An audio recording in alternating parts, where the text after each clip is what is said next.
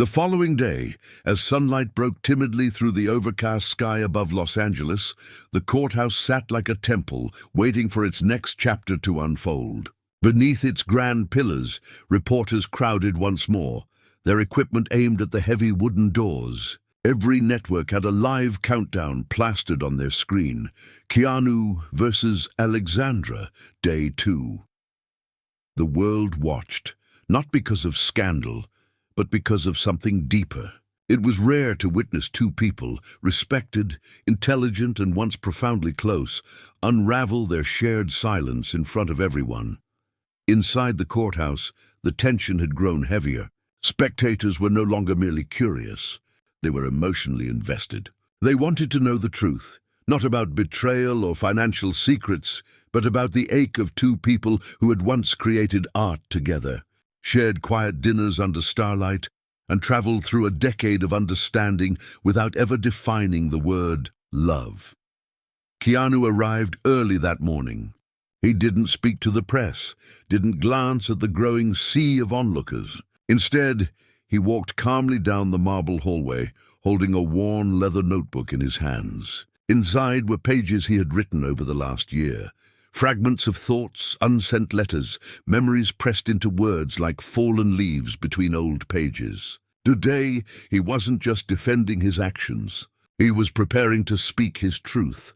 Alexandra entered 10 minutes later, wearing a soft grey suit. Her hair pulled back with the same quiet elegance that had made her a symbol of strength for women across the creative world. She didn't look at Keanu when she passed him in the hall. Not out of anger, but because looking at him now brought back too much. His face still carried the same gentleness, the same storm she had once tried to understand. As court resumed, the judge adjusted his papers and glanced at Keanu with professional neutrality. "Mr. Reeves," he said, "you may now respond to the statements made yesterday." The room stilled. Even the reporters stopped typing. Keanu rose slowly. His movement was deliberate, respectful, the way a man stands not to defend himself, but to honor the truth. He stepped to the podium and paused, scanning the crowd only briefly before resting his eyes on Alexandra. She looked back this time, and in that gaze passed 1,000 memories neither of them had the words for. He opened his notebook, then hesitated. Instead of reading, he closed it and looked at the judge. "With your permission," he said softly, "I'd rather speak from the heart." The judge nodded. Keanu exhaled, steadying himself. There are moments in life when silence feels safer than honesty. Not because you don't care, but because you care too much, and the truth might cause more pain than the silence ever could.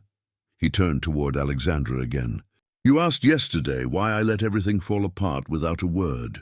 I think I owe you more than one answer." The audience leaned in. "When we met," Keanu continued, "you brought light into my life at a time when I had almost given up on connection. You didn't ask for anything grand. You never needed me to be the man the world wanted. I think that's what scared me the most. You saw the version of me I kept hidden. The man who still grieves. The man who doubts his worth. The man who sometimes disappears not because he's selfish, but because he's overwhelmed by the weight of who he used to be." Alexandra's lips parted slightly. For the first time, her hand trembled. "I should have told you when I felt myself pulling away," he said, voice thickening slightly. "But I told myself it was kinder to let you go than to let you wait. I thought I was protecting you, but in doing that, I broke something sacred between us, your trust." He paused, swallowing. "There was no betrayal, no deception. There was only fear. I was afraid that if I let you in completely, I'd lose the only person who had ever truly seen me." A wave of emotion swept through the courtroom. Even the prosecution lowered their gaze respectfully. This wasn't a performance. This was a man unraveling himself in public, not for pity, but for closure. Alexandra blinked rapidly, her throat tightening. Keanu's eyes didn't leave hers. "You once said that art is the soul's way of apologizing for what words can't fix. I tried to apologize in silence. I realize now silence is not an apology, it's an escape." The judge cleared his throat gently. Thank you, Mr. Reeves. Keanu nodded once, stepped back from the podium, and returned to his seat. The courtroom remained hushed, almost reverent. The judge called a recess. Outside, the world erupted. Headlines streamed live. Keanu Reeves breaks his silence in court. I was afraid to be loved. Alexandra Grant watches as Keanu admits his emotional retreat. This is not a scandal. It's a modern love. Tragedy unfolding in real time. In the hallway, Alexandra stepped away from the cameras. She walked slowly toward the empty gallery room nearby, pushing the door open and stepping inside. Her legs felt like they carried the weight of 5 years, and when the door closed behind her, she finally allowed herself to breathe. She didn't expect Keanu to follow her, but minutes later, he did. He opened the door and waited in the doorway. "Do you want me to leave?" She looked at him, not with anger, but with something softer. A sadness that only grows when you know love once lived here. "No," she said quietly. "I think we both have things to say." Keanu stepped in, closing the door behind him. The room was quiet except for the low hum of city life outside the window. For a long moment they just looked at each other. "You wrote to me," Alexandra said. "Letters. You never sent them," he nodded slowly. "They're in here." He held up the leather notebook. She crossed her arms gently. "Oh, why didn't you ever give them to me? I didn't know how to say them aloud. And I thought you deserved someone who could." Her eyes glistened. Keanu stepped forward. "May I read you one?" "Just one." She hesitated, then nodded. He opened to a folded page, yellowed at the edges. "I wrote this 6 months after we stopped speaking," he said. "It's called The Night We Were Almost Honest." His voice was gentle, deep, shaped by vulnerability. "You stood at the window that night, your hair glowing from the streetlight, and I watched you the way you used to watch oceans, as if they were the only thing worth understanding. I almost told you I loved you, but the words stopped in my throat like passengers missing a train. I thought we had more time. I thought silence was safer. But you kept looking out the window, and I kept choosing fear." Alexandra looked away, blinking back tears. Keanu closed the book and whispered, "I was wrong."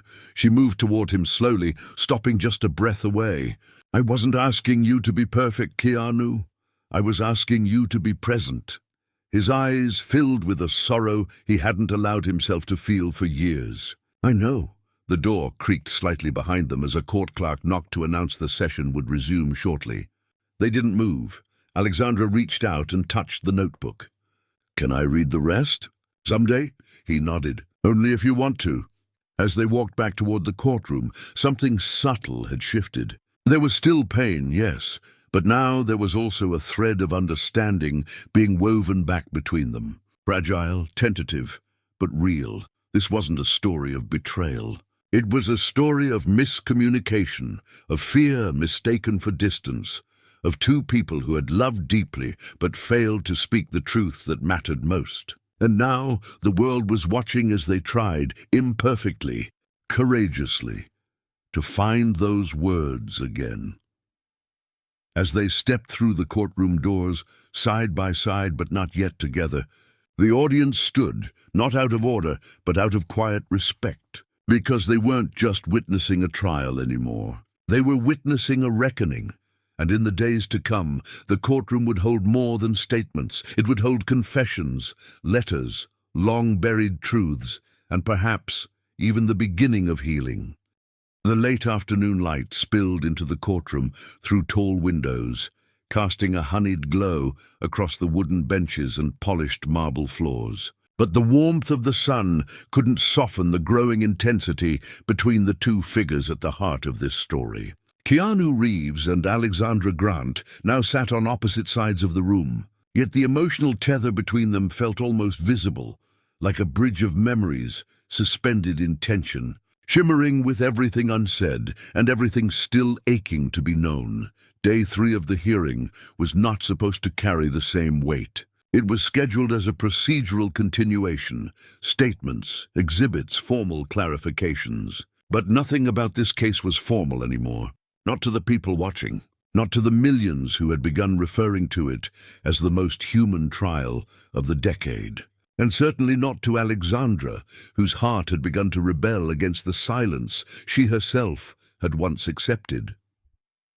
The courtroom doors opened slowly as she entered, holding something pressed tightly against her chest. It wasn't a folder of legal evidence or a prepared speech.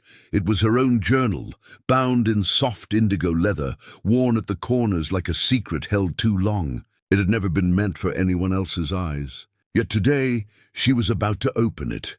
Keanu watched her approach the witness stand with a mixture of awe and dread.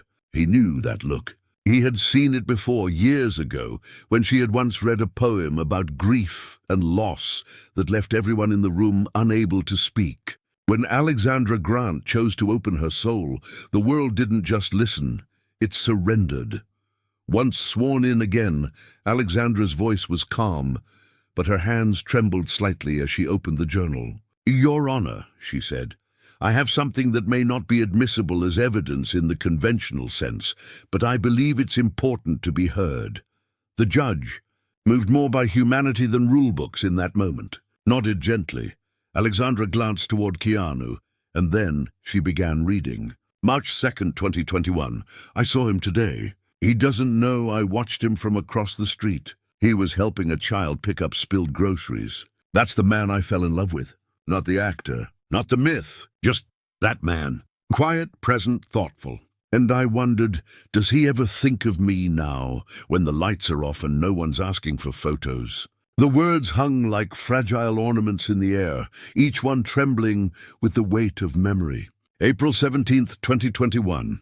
I dreamed of us walking through that bookstore in Santa Monica, the one with the creaky floorboards and the smell of old pages. He held my hand then, not because anyone was watching, but because he forgot not to. I miss being forgotten with him. I miss the version of us that didn't have to perform. Keanu lowered his gaze, his lips pressing into a thin line. He remembered that bookstore. He remembered her laughter echoing through the aisles and the way they had argued over whether Bukowski or Rilke had the better line about loneliness. It had been a perfect afternoon, until the outside world reminded them they weren't just two souls in a story. They were public symbols of something they didn't fully control. July 8th, 2021. I wrote a letter I'll never send. In it, I forgave him. Not because he asked for it, but because carrying pain like a banner makes you forget you once held joy. I don't want to forget our joy. Alexandra closed the journal slowly, her voice breaking for the first time. I kept waiting for you to speak, Keanu, but maybe the silence wasn't cruelty. Maybe it was your way of mourning us. For a long time, no one moved. The court reporter had stopped typing. The judge's eyes were damp, and Keanu, his jaw tight, eyes glistening, stood slowly unprompted, and asked to speak. The judge, again, allowed it. He stepped forward, each step deliberate. Like a man walking toward the edge of a cliff, he had stood before many times, but never dared to cross. When he reached the stand, he looked not at the judge, nor the crowd, but only at Alexandra. "You wrote letters you never meant to send," he said softly. "And I wrote songs you never heard, pages I burned, lines I couldn't finish, because the moment I pictured you reading them, I fell apart." He pulled something from his coat pocket. A folded piece of sheet music, creased and worn. "I wrote this the night I saw your name in a gallery I didn't know you'd been invited to," he continued. "I stood outside and listened to people talk about how brilliant you were, and I realized something. I had lost more than your presence. I had lost your voice, your colors, your scent in a room I no longer entered." He unfolded the paper and read a few lines. "She paints silence in the corners I once filled with noise, her absence louder than applause. And I'm still learning how to grieve the living," Alexandra gasped softly, a hand rising to her mouth. "I never showed you this," Keanu said, "because I thought I didn't deserve to write about you anymore." The room was silent again, not with tension now, but with reverence. This wasn't a courtroom anymore. It was a cathedral of regret and love and quiet longing. The judge called for a break, unable to hide the emotion in his own voice. Outside the courtroom, the story broke the internet. Grant reads her private journal to Reeves. He responds with a song he never shared. "Keanu, I am still learning how to grieve the living. The saddest line Hollywood ever heard. Not a trial, a love story. Viewers say we've never seen anything like this. In the holding room behind the court, Alexandra sat in silence, her journal still in her lap. She had not expected him to answer so vulnerably. She had not expected the world to hear what she had kept sacred. But maybe, just maybe, this wasn't about control anymore. Maybe healing needed to be witnessed. Keanu stepped in, holding 2 coffees. No cameras, no reporters, just the quiet between them again. He placed one in front of her, then sat. "Do you remember that morning in Kyoto?" he asked. "The temple bells?" She smiled faintly. "You told me that silence there didn't feel empty. It felt full," he nodded. "I didn't understand that feeling until now." They sat in silence again, but this time it wasn't avoidance. It was communion. They were no longer arguing the past. They were beginning to feel its weight together. "What do you think happens next?" Alexandra asked softly, not as a plaintiff, but as a woman who had loved him beyond logic.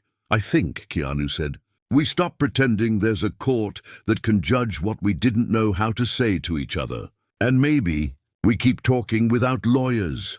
She nodded slowly, then reached into her bag and pulled out a sealed envelope. "This is the letter I never meant to send," she whispered. "But now, I think I want you to read it." He took it with both hands, as if it were a fragile relic. Outside, the city buzzed with traffic and headlines and speculation. But inside that small, windowless room, 2 people who had once walked the world as soulmates sat quietly, holding a letter and a song, both unfinished, but finally shared. What came next would test everything they believed about love, loss, and forgiveness. The courtroom was still as the gavel struck the hardwood bench, signaling the resumption of the hearing. But the air had changed. It no longer carried the weight of confrontation. It carried the haunting scent of emotional reckoning. Everything that had transpired over the past 2 days, the confessions, the letters, the music, the eyes that held back storms, had transformed the room into something far beyond a legal arena. It had become a crucible where truth, guilt, and love collided. Keanu Reeves sat silently, his hands clasped loosely in his lap, his face still etched with the vulnerability of the morning's confession. He had not slept the night before. Instead, he had walked the quiet Los Angeles streets, reading Alexandra's letter again and again beneath flickering lamplight. He had folded it carefully, as though it were a photograph of a moment he could never reclaim, but would always cherish. Alexandra sat across from him, her journal tucked away now, her expression unreadable. There was a fatigue in her eyes, not physical but spiritual, the kind that comes after years of holding in what the heart was never meant to hide. She had laid her soul bare. Now all that remained was the question that had lingered since the beginning of this story. Could truth rebuild what silence had torn down? Just as the judge prepared to call the next segment of the hearing, the prosecution stood unexpectedly. "Your Honor," the attorney began, "we'd like to call a surprise witness, someone who, until last night, had declined to be involved. But after reviewing the statements made in the last 2 days, she contacted us with information she believes may shed light on the heart of this case." The room rustled with whispers. The judge, clearly intrigued, gestured. "Proceed." The doors opened, and in walked a woman few people in the public knew by name, but every true fan of Keanu and Alexandra would recognize. Ella Whitaker, a longtime mutual friend, an author and documentary filmmaker who had once traveled with them through Europe, chronicling their collaborative art tour years ago. Alexandra blinked, stunned. Keanu straightened in his seat, visibly caught off guard. Ella took the stand with quiet grace. She was in her mid-50s, a woman with silver-streaked hair and the kind of calm that comes from seeing the world's worst and choosing to believe in goodness anyway. She had been there in the background when their story was still unfolding, when love was being discovered, not dismantled. After swearing in, she glanced at both of them before speaking. "I know this isn't a case about crime or contract," she began, "but about communication." and how even the deepest love can collapse under the weight of words never spoken. The judge nodded for her to continue. Ella cleared her throat gently. 3 years ago, I was with Keanu and Alexandra in Vienna. They had just finished an event, a talk about creativity, legacy, and silence. The irony, I now realize, is haunting. That night, something happened. I wasn't meant to see it, but I did. Alexandra leaned forward, heart pounding. Keanu's fingers curled slightly on his knee. Ella took a breath.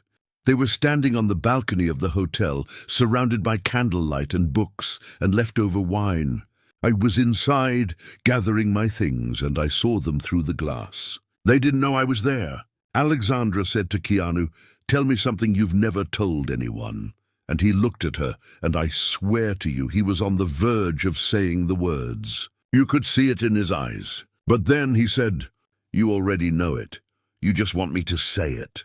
A soft gasp escaped Alexandra's lips. Ella continued. And she said, "I do know, but sometimes we need to hear it out loud to believe we're not imagining it." And Keanu... He kissed her forehead and walked away. Keanu closed his eyes. The memory returned in brutal clarity. He had been so afraid then, afraid that if he said he loved her it would become real, and real things had a habit of dying on him. "I didn't tell anyone about that night," Ella said, "because I respected their privacy. But watching this unfold, I realized maybe my silence helped hurt something beautiful." The judge nodded solemnly, visibly affected. "Thank you, Ms. Whitaker. You may step down." As Ella returned to her seat, the courtroom felt suspended in time. The impact of her words echoed in every corner. This wasn't a story about two people who failed each other. It was a story about fear, about timing, about love that needed to be named but never was. Keanu rose again, unprompted, walking to the center of the room. "I remember that night," he said, his voice raspier than usual. "I remember everything about it. The color of the sky, the way the wind carried music from the street, the way Alexandra looked at me, as if she already knew everything I was too scared to admit." He turned to her, no longer hiding behind lawyers' tables or procedure. "I didn't say it then, because I thought words would ruin it. That if I said it and you didn't feel the same, we would lose what we had. But I was wrong. What we had needed to be spoken. It needed truth to grow." Alexandra stood slowly. "I waited, Keanu, I waited for years, and then I stopped waiting." "I know," he said, "and I'm not asking for the past. I'm asking you to hear this, now." Finally, the judge looked up, half expecting an objection. But the room was too transfixed to care about protocol. "I loved you then," Keanu said, his voice full and firm. "I love you now, not because of who we used to be, but because even after all of this, even now, I still believe in us." A tear rolled down Alexandra's cheek, tracing the contours of years lost. "I stopped waiting," she whispered again, softer. "But I never stopped hoping." Their eyes locked across the courtroom, and for the first time, there was no pain in that gaze. Only understanding. The judge leaned forward. This hearing began as a legal question regarding personal impact. But what has unfolded here is something beyond this court's ability to judge. It's not my role to determine the outcome of your relationship, nor the meaning of your history together.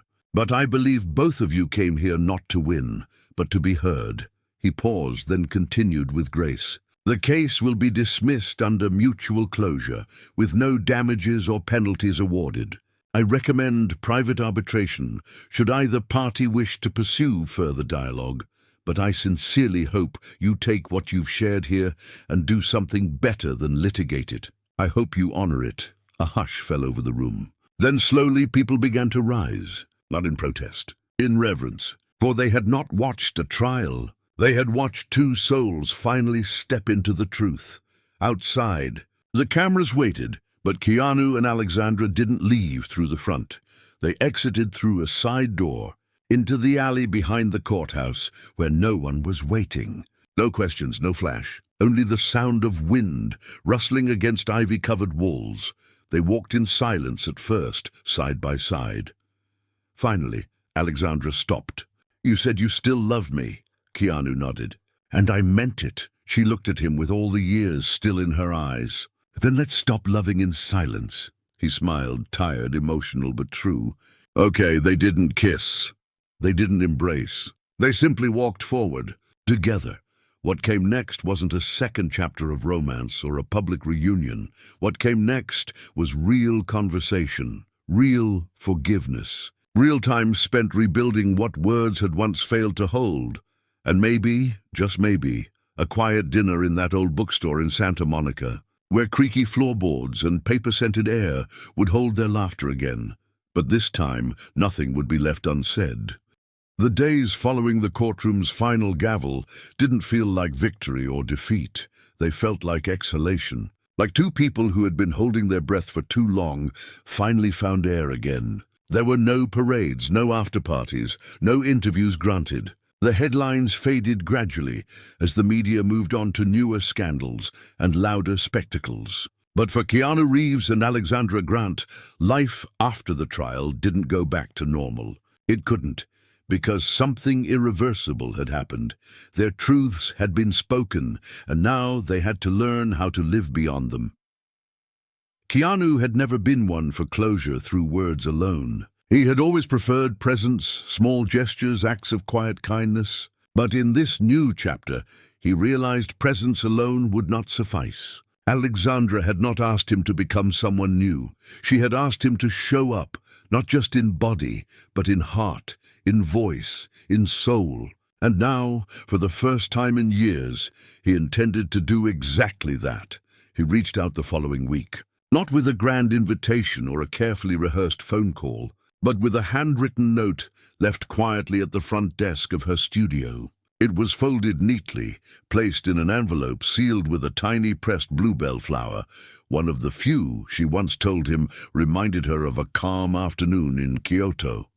The note read, "I don't have the right words, but I have time now. If you want to meet me where it all began, I'll be there. 6 p.m., no pressure, no audience, just you and me." Kay, he signed it the way he used to in their old journals, with just an initial, like the mystery was still sacred between them. That evening, under the golden hue of an early spring sunset, Alexandra stood in front of the small independent bookstore in Santa Monica, where years ago they'd gotten lost between poetry and silence. The front sign still squeaked in the wind. The floorboards still creaked underfoot. It hadn't changed much. But she had, and maybe he had too. Keanu was already inside when she walked in, standing in the philosophy section, just like the first time. He turned when the bell above the door jingled, and for a second, just a breath, they didn't say a word. But it wasn't the heavy silence of misunderstanding anymore. It was the soft, steady quiet of beginning again. He walked over, holding out a small paperback. "Rilke," he said, tapping the worn cover. "You always said he understood the ache of existing better than anyone." She smiled, gently taking it from his hand. "You used to argue Bukowski had more guts. Maybe I wanted poetry to punch," he said, chuckling softly. "But now I think I needed it to bleed." They wandered through the aisles, slow and unhurried, stopping only when a familiar corner table called them back, a tiny wooden circle tucked between shelves, where years ago Alexandra had sketched him reading under the amber light. She pulled the sketchbook from her bag and placed it on the table. "I finished it," she said quietly. Keanu opened the book. The drawing was still in pencil, still raw, but finished now. It captured not just his likeness, but the weight he carried. It showed the man behind the myth, tired, kind, lonely, and present. It was perhaps the most honest thing anyone had ever shown him. He blinked, caught off guard by the flood of emotion. "Thank you," he whispered, his fingers grazing the page. They ordered tea, sat in the same seats they once did, and talked, not about the trial, not about the media, not about what they had lost, but about the smaller, quieter things. Her latest exhibit, his recent travels, the book they once planned to co-write but never began. It felt surreal, familiar, delicate, like touching a memory you never thought would feel warm again. "I never thought we'd be here," Alexandra said after a while, her voice soft but clear. Keanu nodded. Neither did I, but maybe the universe knew something we didn't. She tilted her head. Do you believe that? In timing, destiny? He shrugged lightly. I believe in grace. And I believe that sometimes we meet the right person at the wrong time. And then, if we're lucky, life gives us a second chance. She looked at him then, not as a man who had disappeared from her world once, but as the man who had returned. Not perfectly, not with fanfare, but with honesty. Later that night, as they stood outside beneath the bookstore's flickering porch light, Keanu reached into his coat and pulled out the same leather notebook he had brought to court. I want you to have this, he said. She looked at him in disbelief. You're giving it to me? It was always about you, he said. You deserve to read what I was too afraid to say. She accepted it carefully, as if holding a time capsule of every moment they missed.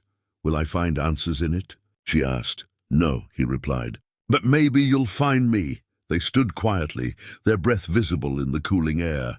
He started to turn away, but then paused. Alexandra. Yes? I don't want to be a chapter in your story. I want to be the whole book, if you still want to write it with me. Her heart thundered.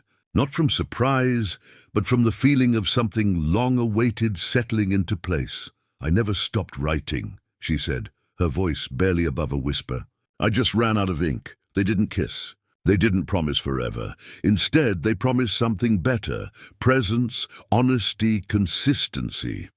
Over the following weeks, they took slow steps. Walks in parks, unscheduled visits, mornings spent sharing coffee and silence. They didn't rush back into labels or declarations. They simply showed up, again and again, learning how to speak what once went unspoken. And for the first time, Alexandra began a new series of artwork, not abstract, not distant, but intimate. Pieces titled Closure, Pages Left Open, and After Silence. When her next exhibition opened, the centerpiece was a collaborative piece, her sketches layered over lines from Keanu's journal, etched in soft charcoal and ink. It was titled Inside the Courtroom. People wept standing in front of it, and tucked in one corner, written in faint pencil, was a single line. After all the noise, I found peace in your truth. It was signed simply the Gayant A. Spring bled gently into summer, and the days in Los Angeles grew warmer, not just in weather, but in meaning. It had been 2 months since the world had watched Keanu Reeves and Alexandra Grant strip away years of silence inside a courtroom turned confessional. In the weeks that followed, something shifted, not just between them, but in the collective hearts of those who witnessed it. The public, once ravenous for drama, now found themselves rooting for something far quieter, reconciliation. Not as spectacle, but as a reminder that even the most silent goodbyes can still find their way back to spoken truths. In the art world, Alexandra's new exhibit was being hailed as her most vulnerable work yet. Entitled The Space Between Words, it featured a series of mixed media installations, part painting, part sculpture, part journal, inviting visitors to step into rooms filled with handwritten fragments, broken mirrors, and looping audio of real letters being read aloud by anonymous voices. It was an emotional labyrinth, each piece designed to make the viewer stop, feel, reflect. The final installation was titled simply Forgiven. And at the very center of it stood the original leather notebook Keanu had given her, the very one he'd once read from in court, now displayed beneath glass. Open to the page that began with the words, I loved her in the quiet moments and hated myself in the louder ones. People stood before it for hours. Some wept, some smiled, but all understood they weren't looking at celebrity ephemera. They were witnessing the documentation of a love story, reborn not in the pages of tabloids, but in the vulnerable corners of real life. Keanu, for his part, had kept mostly to himself. He didn't attend the exhibit's opening night. He didn't make public statements. Instead, he continued with quiet routines, taking his motorcycle rides through the hills, reading in old bookstores, visiting his favorite coffee shop in Pasadena, where the baristas had long since stopped asking for photos. But beneath his stillness, something had changed. The guilt that once hovered behind his eyes had softened, replaced by something slower, steadier. Peace, maybe, or the beginnings of it. But it wasn't until one crisp afternoon in late June that the world heard his voice again, not as an actor, not as a public figure, but as a man. It was a special televised interview, not the usual late-night spotlight or red carpet fluff. This was different. One chair, one interviewer, no audience. Just Keanu, seated on a bare stage, his hands resting on his knees, wearing a black blazer over a grey t-shirt. His hair tied loosely back, the journalist, a quiet, thoughtful woman known for extracting honesty with grace, leaned forward after the pleasantries and asked, "Why did you choose to share so much in that courtroom? You've spent your life protecting your privacy." Keanu smiled faintly, nodding. "I have. And I still believe in privacy, but sometimes hiding becomes a prison. And I think I confused being private with being afraid." She waited, sensing more. He continued, his voice calm. "There are people who walk into your life and hold up a mirror, not to show you your flaws, but to remind you of the parts you buried. Alexandra was that mirror for me. I spent years loving her in silence. I thought that was noble. I thought protecting her from my mess meant I cared. But silence isn't always kindness. Sometimes it's fear wearing a polite mask." The interviewer nodded, her eyes soft. Keanu went on. "The courtroom wasn't just a legal space. For me, it was the only place left where I couldn't hide. And maybe that's what I needed, to stop hiding from her, from myself." When asked what he hoped people learned from what unfolded, he paused for a long time before answering. "I hope they learn that it's never too late to say the thing you were too scared to say," he said quietly. "That love doesn't die when people walk away. It dies when we refuse to speak. And maybe, just maybe, if you're lucky, the person you failed to speak to still wants to listen." The interview went viral within hours. Clips of it were shared with captions like, "Keanu Reeves teaches the world about emotional accountability. Silence isn't always kindness. Sometimes it's fear. Say the thing before it's too late." But the most powerful moment came a week later, not on television, not on Instagram, but at a quiet fundraising event in San Francisco. Alexandra was being honored for her contributions to education and creative literacy programs. It was a formal event. Art collectors, philanthropists, academics. Keanu attended unannounced. No press, no security team. Just him, sitting quietly in the back row, listening as Alexandra accepted her award. Her speech was short, elegant, filled with gratitude. But as she reached the end, she paused and looked out into the crowd. "There's one person I haven't thanked yet," she said. "Not because I forgot, but because this moment means more than I can say." She looked toward the back of the room, her eyes finding his. "Keanu," she said, voice steady but full of emotion, "thank you for finally answering the question I asked years ago. Thank you for teaching me that sometimes even the most painful silences can bloom into the most honest truths." The crowd, unaware of the history between them beyond what had played out publicly, erupted in gentle applause. But Keanu didn't clap. He stood and he nodded, and that was enough.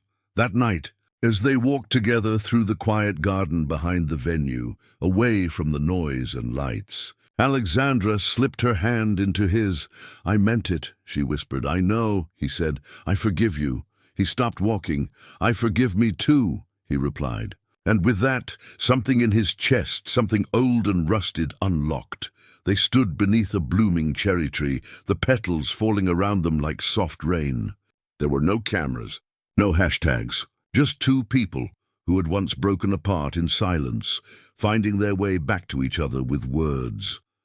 Later that summer, they traveled to Kyoto again, not to relive the past, but to start something new. They walked the philosopher's path, visited the same temple where silence had once felt full. But this time they spoke freely, about fears, about futures, about a book they were finally ready to write together.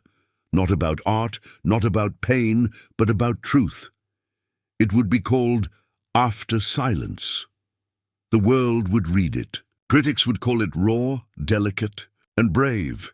But none of that mattered to them. What mattered was that every page was filled with the words they once held back. What mattered was that they wrote it together. And this time, nothing was left unsaid.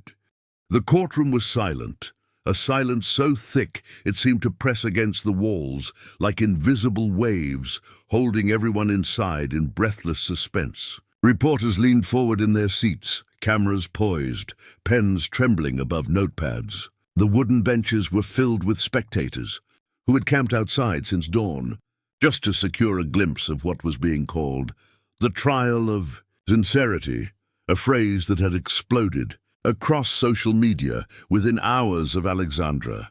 Grant's arrival at the courthouse, Keanu Reeves sat at the defense table, dressed in a charcoal suit, his usual gentle demeanor replaced by a calm, unreadable expression. To the world, Keanu was known as the quiet, humble man of Hollywood, the actor who rode subways, donated silently, and comforted strangers with unexpected kindness. But today, he wasn't an icon on a red carpet, nor a myth whispered in cafes. He was simply a man facing someone he once trusted deeply. Across from him, Alexandra Grant stood with quiet determination. Her presence was magnetic, not because she was loud, but because every line on her face told a story. She was an artist, a woman who had walked alongside him for years, through premieres, private dinners, quiet moments of laughter, and long nights filled with creative dreams. But now, in front of the judge, their history was no longer whispered. It was placed on a stage where every look was scrutinized. When Alexandra stepped toward the stand, her heels clicked sharply against the floor, each sound echoing like the beat of a drum. She didn't need to look at Keanu to know he was watching her. For years, he had observed people with the kind of quiet attention that could make anyone feel seen. Now it was her turn to be seen, not as a partner, not as an artist, but as someone standing in opposition to him. The judge adjusted his glasses and leaned forward. "Ms. Grant, you may proceed," she exhaled slowly, her hands tightening around the edge of the podium. "Your Honor," she began, her voice steady but filled with restrained emotion, "this is not about money nor fame. This is about truth," the spectators murmured. A cameraman zoomed in. She turned, finally locking eyes with Keanu. For a heartbeat, neither of them spoke. It was the kind of silence that happens between two people who have shared too much to ever truly be strangers. And then she said the words that would echo around the world by nightfall. "For years, I believed in a version of him that the world celebrated. Kind, selfless, gentle. But inside the walls we shared, I saw the silence he never spoke of, the choices he never explained, and the moments he allowed distance to become a language. Today, I am not here to destroy him. I'm here to ask the question he never answered." The courtroom leaned in. Even the judge paused. Keanu's eyebrows drew together slightly. It was rare for him to show discomfort in public, but this moment was different. This wasn't scripted. There were no retakes. "Keanu," Alexandra continued, voice trembling just enough to reveal the weight of the years, "why did you let everything fall apart without a single word?" The question hung in the air like smoke. Keanu didn't move, didn't blink. It was as if time had stopped around him. For Alexandra, this wasn't just about a personal misunderstanding. It was about the power of silence, the kind that can build trust or break it. She had spent months rehearsing this moment. Not for performance, but because when you love someone deeply, asking them to tell the truth feels like stepping into a storm without an umbrella. As she stepped down, the courtroom erupted in whispers. The prosecution's lawyer smiled faintly, sensing the emotional tide shifting. Keanu's lawyer leaned in to whisper something, but Keanu lifted his hand gently, signaling silence. His eyes followed Alexandra as she returned to her seat, and for a moment, memories flooded his mind. The night they first met at an art event in downtown Los Angeles. The way she had laughed when he forgot his lines during a poetry reading. The late-night conversations about life and loss. He had always believed that some things were better left unsaid. But today, he realized that silence had a cost. The judge called for a recess, and the audience buzzed like a hive of restless bees. Outside, news outlets exploded with headlines. Alexandra's words leave, Keanu frozen. The courtroom gasps as Grant confronts Reeves. Silence versus truth. The battle begins. In the hallway, Keanu walked slowly, hands in his pockets, his steps measured like a man walking through memories. A young journalist rushed up to him, microphone trembling. "Mr. Reeves, do you have anything to say about Alexandra's accusation?" He stopped. His face softened slightly, though his voice was quiet. "Some truths take time." Meanwhile, Alexandra sat alone in the waiting room, hands clasped tightly. The weight of years pressed on her shoulders. She had loved him deeply, not for his fame, but for his soul. And yet, she couldn't ignore the moments when that soul had drifted into unreachable silence. A friend approached her, whispering, "Are you sure about this? Once you start, there's no going back." Alexandra nodded slowly. "I don't want to hurt him. I want to understand him."